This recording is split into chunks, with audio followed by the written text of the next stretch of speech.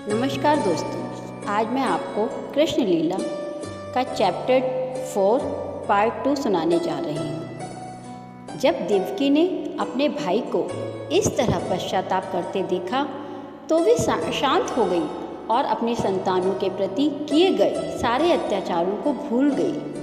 वासुदेव भी विगत घटनाओं को विस्मरण करते हुए अपने साले से हंसकर बोले, हे भाग्यशाली साले, तुम भौतिक शरीर तथा आत्मा के विषय में जो कुछ कर रहे हो वह बिल्कुल ठीक है। प्रत्येक जीवात्मा जन्म से अज्ञानी है और वह अपने आप को भौतिक शरीर समझ बैठता है। यह जीवात्म बुद्धि अज्ञान जनित है और इसी अज्ञानता के आधार पर हम शत्रुता या मित्रता पैदा करते हैं। शोक, हर्ष, भय, ईर्ष्या, लोभ, मोह तथा उन्माद हमारी देहात्म बुद्धि के विभिन्न पक्ष हैं। इस प्रकार से प्रभावित मनुष्य भौतिक देह के कारण ही शत्रुता में प्रवृत्त होता है। ऐसे कार्यों में लग जाने के कारण हम श्री भगवान से अपना शाश्वत संबंध भूल जाते हैं। वासुदेव ने कंस की उदारता का लाभ उठाकर उसे बताया कि उसके नास्तिक कार्यकलाप भी जैसा कि भौतिक शरीर को खुद समझ लेना इसी देहात्म बुद्धि से जन्य है। जब वासुदेव ने कंस से इस प्रकार ज्ञानप्रद बातें की तो वह अत्यधिक प्रसन्न हुआ और इससे अपने भांजों को मारने की अपराध भावना कुछ कम हुई। अपनी बहन देवकी तथा बहनोई वासुदेव से आज्ञा लेकर वह शांतचित्त अपने घर लौट आया। किंतु दूसरे दिन कंस ने सारे मंत्रियों को बुलाकर उनसे विगत रात्रि में जो कुछ घटा था कह सुनाया। कंस के सारे मंत्री असुर थे और देवताओं के परम शत्रु, अतः वे अपने स्वामी से रात्रि की घटनाओं को सुनकर उदास से हो गए। अधिक अनुभवी या विद्वान न होने पर भी वे कंस को इस तरह सलाह देने लगे, श्रीमन, हमें चाहिए कि सारे नगरों, कस्बों, गांवों तथा गोचरों में विगत 10 दिनों में जितने बालक उत्पन्न हुए हों उन सबको मार दिए जाने का प्रबंध करें। हमें चाहिए कि इस योजना को बिना किसी भेदभाव के कार्यान्वित करें। हमारा विचार है कि यदि हम ये कुकृत्य करेंगे तो फिर देवताओं को हमारे विरुद्ध कुछ भी करने का साहस नहीं हो सकेगा। वे हमसे युद्ध करने से सदैव डरते हैं और यदि वे हमारे कार्यों को रोकना भी चाहेंगे तो भी उनमें ऐसा करने का साहस नहीं जुट पाएगा।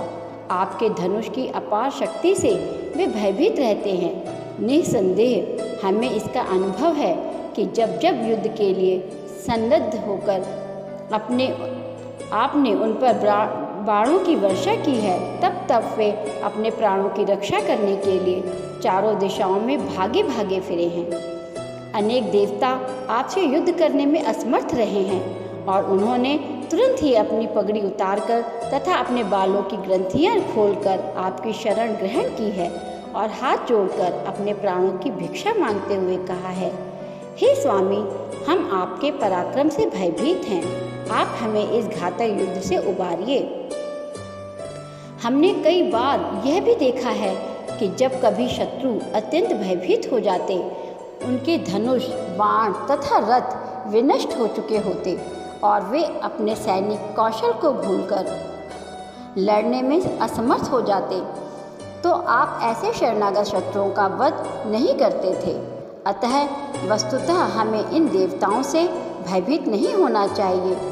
इन लोगों को शांति काल में युद्ध भूमि से बाहर रहकर महान योद्धा होने का अत्यंत गर्व है, किंतु वास्तव में वे युद्ध भूमि में कोई कौशल या सैन्य शक्ति प्रदर्शित नहीं कर सकते। यद्यपि इंद्र समेत भगवान विष्णु, शिव जी तथा ब्रह्मा जी इनकी सहायता के लिए सदैव उद्यत रहते हैं, किंतु हमें उनसे डरने का कोई कारण नहीं है। जहाँ तक भगवान विष्णु का प्रश्न है, वे तो पहले ही जन जन के हृदयों में अंतर्निहित हो चुके हैं और वे बाहर नहीं आ सकते। और शिव जी ने तो अपने सारे कार्यकलापों का परित्याग कर रखा है, वे अपने पहले ही वनवासी हो चुके हैं। और भगवान ब्रह्मा हमेशा विभिन्न प्रकार की तपस्या और ध्यान में लगे हुए हैं। इंद्र तो आपकी शक्ति के समक्ष तिनके जैसा है, अतः हमें इन देवताओं से डरने की कोई बात नहीं। किंतु हमें असावधान भी नहीं होना चाहिए, क्योंकि देवता हमारे कट्टर शत्रु हैं। हमें अपनी रक्षा के लिए सावधान रहना चाहिए। उनको समूल नष्ट करने के लिए हमें आपकी सेवा करनी चाहिए और आपकी आज्ञा के पालन के लिए सदैव संलग्न रहना चाहिए। असुरों ने आगे कहा, यदि शरीर में कोई रोग हो और उसकी परवाह न की जाए तो वह असाध्य बन जाता है। इसी प्रकार यदि इंद्रियों को छूट दे दी जाए तो उनको वश में कर पाना दुष्कर हो जाता है। अतः हमें इन देवताओं से सदैव सावधान रहना चाहिए, अन्यथा ये दबाए नहीं दबेंगे। देवताओं की आधारभूत शक्ति तो भगवान विष्णु हैं, क्योंकि सारे धर्मों का चरम लक्ष्य उन्हें ही प्रसन्न करता है। वैदिक आदेश, ब्राह्मण, गाय, तप, त्याग, दान, पुण्य, ये सारे कृत्य भगवान विष्णु को प्रसन्न करने के लिए हैं।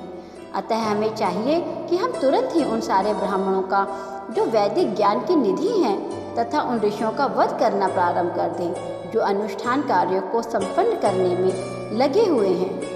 हमें सारी गायों का वध कर देना चाहिए जो माखन के स्रोत हैं, ताकि यज्ञ के लिए घी न मिल सके। कृपया हमें इन समस्त प्राणियों का वध करने की अनुमति प्रदान करें। वास्तव में ब्राह्मण गाय, वैदिक ज्ञान, तपस्या, सत्य, इंद्रिय तथा मन का संयम, स्वामी भक्ति, दान, सहिष्णुता तथा यज्ञ, ये ही भगवान विष्णु के दिव्य शरीर के अंग स्वरूप हैं। भगवान विष्णु सबों के हृदय में विद्यमान हैं और वे शिव तथा ब्रह्मा सहित समस्त देवताओं के नायक हैं। मंत्रियों ने कहा, हमारे विचार से भगवान विष्णु को मारने के लिए समस्त ऋषियों तथा ब्राह्मणों को दंड दिया जाए। इस प्रकार असुर मंत्रियों द्वारा मंत्रणा किए जाने पर महाधूर्त कंस ने, जो सर्वभक्षी अनंत काल की हथकड़ियाँ बेड़ियों में जकड़ा था, ब्राह्मणों तथा वैष्णवों को दंडित करने का निश्चय किया। उसने असुरों को आदेश दिया कि वे सभी साधु पुरुषों को सताएं और तब तक वह अपने घर चला गया। कंस के अनुयायी रजो तथा तमोगुण के प्रभाव में आ गए और उनका एकमात्र कार्य बन गया साधु पुरुषों से शत्रुता करना। ऐसे करने से मात्र जीवन अवधि घटती गई। असुरों ने इस क्रिया को मानव त्वरित करके अपनी मृत्यु को बुलावा दे दिया। साधु पुरुषों को दंडित करने का परिणाम केवल असामयिक मृत्यु ही नहीं होता, यह कार्य इतना घातक होता है कि दोषी व्यक्ति क्रमशः अपना सौंदर्य, अपना यश तथा धर्म खो देता है और उसके उच्च लोकों में जाने की प्रगति रुक जाती है। विविध प्रकार के मनोरथों के वशीभूत होकर ये असुर सभी प्रकार के शुभ कार्यों को क्षीण बना देते हैं। भक्तों तथा ब्राह्मणों के चरण कमलों के प्रति किया गया अपराध श्री भगवान के चरण कमलों के प्रति किए गए अपराध से भी बड़ा होता है। वह सभ्यता जो ऐसे पराक्रम करती है, सामान्यतः श्री भगवान में श्रद्धा खो देती है और ऐसी ईश्वर विहीन सभ्यता मानव समाज में विपत्तियों का घर बन जाती है। इस प्रकार लीला पुरुषोत्तम भगवान श्री कृष्ण के अंतर्गत कंस द्वारा उत्पीड़न का प्रारंभ नामक चौथे अध्याय के भक्ति वेदांत तात्पर्य पूर्ण हुए। राधे राधे। जय श्री कृष्ण।